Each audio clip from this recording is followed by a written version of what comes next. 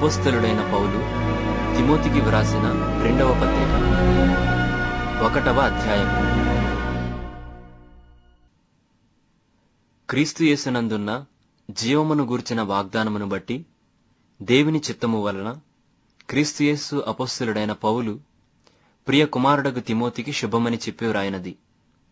తండ్రి అయిన దేవుని నుండియు మన ప్రభువైన క్రీస్తు యేసు నుండియు కృపయు కనికరమును సమాధానమును కలుగునుగాక. నా ప్రార్థనలయందు ఎడతెగక నిన్ను జ్ఞాపకము చేసుకొనుచు నీ కన్నీళ్లను తలచుకొని నాకు సంపూర్ణానందము కలుగుటకై నిన్ను చూడవలెనని రేయింబగలు అపేక్షించుచు నీ అందున్న నిష్కపటమైన విశ్వాసమును జ్ఞాపకము చేసుకొని నా పితురాచార ప్రకారము నిర్మలమైన మనస్సాక్షితో నేను సేవించుచున్న దేవుని ఎడల కృతజ్ఞుడనై ఉన్నాను. ఆ విశ్వాసము మొదట నీ అవయైన లోయిలోను నీ తల్లి అయిన యునికేలోను వసించెను. అది నీయందు సహా వసించుచున్నదని నేను రూఢిగా నమ్ముచున్నాను.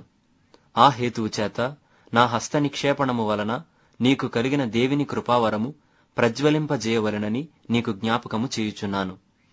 దేవుడు మనకు శక్తియు ప్రేమయు ఇంద్రియ నిగ్రహమును గల ఆత్మనే ఇచ్చెను గాని పిరికితనము గల ఆత్మనియ్యలేదు. కాబట్టి నీవు మన ప్రభువు విషయమైన సాక్ష్యమును గూర్చి అయినను ఆయన ఖైదీనైన నన్ను గూర్చి అయినను సిగ్గుపడక దేవుని శక్తిని బట్టి సువార్త నిమిత్తమైన శ్రమానుభవములో పాలివాడవై ఉండుము. మన క్రియలను బట్టి కాక తన స్వకీయ సంకల్పమును బట్టియు అనాది కాలముననే క్రీస్తు యేసునందు మనకు అనుగ్రహింపబడినదియు క్రీస్తు యేసును మన రక్షకుని ప్రత్యక్షత వలన బయలుపరచబడినదియునైనా తన కృపను బట్టియు మనలను రక్షించి పరిశుద్ధమైన పిలుపుతో ఆయన మనలను పిలిచెను. ఆ క్రీస్తు యేసు మరణమును నిరర్ధకము చేసి జీవమును అక్షయతను సువార్త వలన వెలుగులోనికి తెచ్చెను. ఆ సువార్త విషయములో నేను ప్రకటించువాడనుగాను అపొస్తలుడనుగాను బోధకుడనుగాను నియమింపబడితిని. ఆ హేతువు చేత ఈ శ్రమలను అనుభవించుచున్నాను గాని నేను నమ్మిన వాని ఎరుగుదును గనుక సిగ్గుపడను. నేను ఆయనకు అప్పగించిన దానిని రాబోచున్న ఆ దినము వరకు ఆయన కాపాడగలడని రూఢిగా నమ్ముకొనుచున్నాను. క్రీస్తు యేసునందుంచవలసిన విశ్వాస ప్రేమలు కలిగిన వాడవై నీవు నా వలన వినిన హితవాక్య ప్రమాణమును గైకొనుము.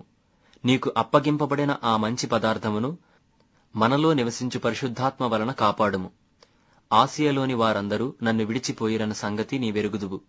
వారిలో ఫుగెల్లు హెర్మొగనే అనువారున్నారు. ప్రభువు ఒనేసిఫోరు ఇంటివారియందు కనికరము చూపునగాక.